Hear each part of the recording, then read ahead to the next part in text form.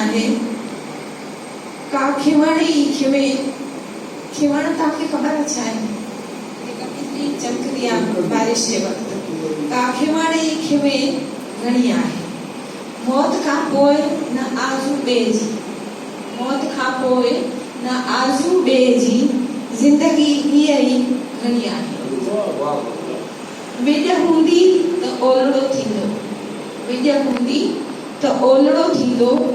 मींहं जी हिकु कणी घणी आहे मींहं जी हिकु कणी घणी आहे नेण ऐं लुड़क ॿिए जा नेण ऐं लुड़क ॿिए जा पंहिंजो ग़म पंहिंजी पंहिंजी ख़ुशी घणी आहे न असीं उहे न ॾींहं उहे न असीं उहे न ॾींहं उहे हाणे हीअ बेख़ुदी घणी आहे खेसि हो तुंहिंजी बेरुखी जो यकीन खेसि हो तुंहिंजी बेरुखी जो यकीन तो अॻियां दिलि सिकी घणी आहे दुख वंडण ई मिड़िया त दुख वारा दुख वंडण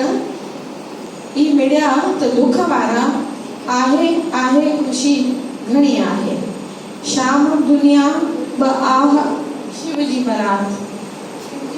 में तव्हां ख़बर आहे कीअं आया हुया माण्हू ढंग बेढंग जी घणी आहे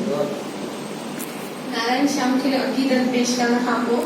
मां हिकु पंहिंजी नज़्म तव्हांजे साम्हूं पेश कयां थी कि जीअं औलिया हूंदा आहिनि पीर फ़क़ीर हूंदा आहिनि पोइ चवंदा आहिनि कि उन्हनि जी ॻाल्हि जेका आहे ख़ुदा मंज़ूर कंदो आहे पर शाइर बि अहिड़ी ख़्वाहिश रखंदो आहे कि हिकु अहिड़ी नज़्म लिखां हिकु अहिड़ी नज़्म लिखां नज़्म मतिलबु कविता हिकु अहिड़ी नज़्म लिखां जेको लफ़्ज़ लिखां सच थी वञे जेको लफ़्ज़ लिखां सच थी वञे जे लुड़क लिखां त झटि हिकु गोरो तुंहिंजे गोरे गलनि ते खे धोई वञे जे लुड़क लिखां त झटि हिकु गोरो तुंहिंजे गोरे गलनि खे धोई वञे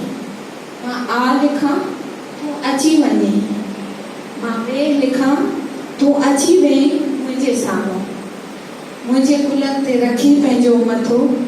तूं सुम्ही पवी मां कागज़ ते तुंहिंजा चप लिखां